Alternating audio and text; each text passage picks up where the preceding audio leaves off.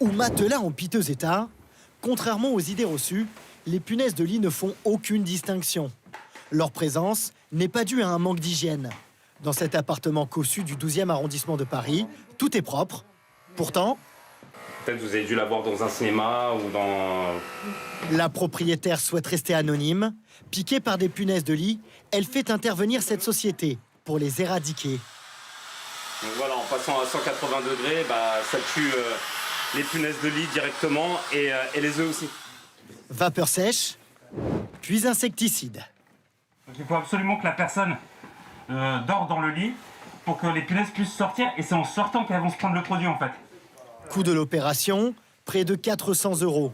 Une somme conséquente, qui peut être bien plus lourde, selon une étude des autorités sanitaires. 900 € par foyer français.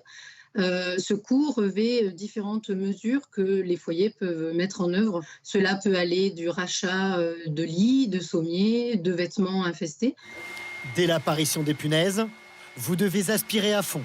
Si possible, nettoyer à la vapeur à plus de 120 degrés. Jeter les objets trop infestés. Sinon, d'autres solutions naturelles existent. Médaillé du concours Lépine, l'invention de Claude se fixe à un pied de lit pour piéger le nuisible. 90 € les 4 pieds.